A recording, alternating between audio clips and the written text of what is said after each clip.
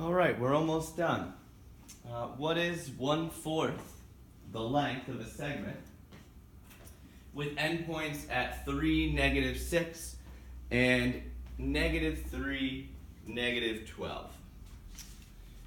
So there are a few ways to do this problem, but most students will prefer to use the distance formula and then remember to take 1/4 of the distance that they find between these two coordinates.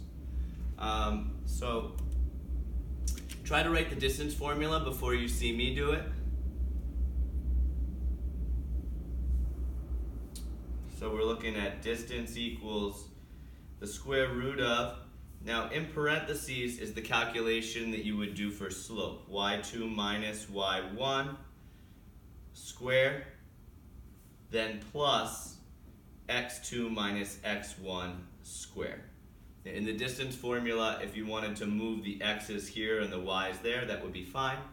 And you could actually change the order of y1 and y2. That won't matter in the distance formula because any difference, whether it's a negative difference or a positive difference, is going to be squared anyway. So the answer to that little subtraction, the sign won't matter because you're going to square that and have a positive difference anyway.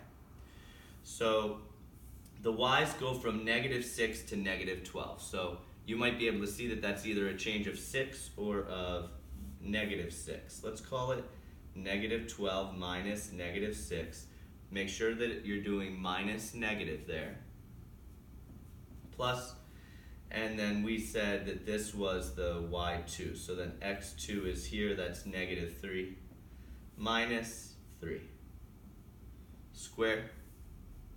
So this next round here, and this is a question that you would have to do with no calculator, by the way, so you need to get this subtraction correct with no calculator. -12 plus 6 is -6, and then that'll be square, and then here -3 minus 3, that's also -6, and that'll be square. So this is going to be -6 times -6 is 36, plus 36, we're looking at the square root of 72. We're looking at the square root of 6 times 6 is 36 times 2 is 72. 6 can come out. We have 6 radical 2, and that is the full distance from this coordinate to this coordinate. So we now have to take this answer and we need to do 1/4 of it. So that would be multiplied by 1/4, or you can think of that as dividing by 4. So you have 6 on the outside of the radical and 4 on the outside of the radical. So 6 over 4 simplifies to 3 over 2. This is in the numerator times the square root of 2, and that's your answer. Nice job. Just make sure you can see it. Yep, sorry that that was a little bit of a blurry problem. There it is.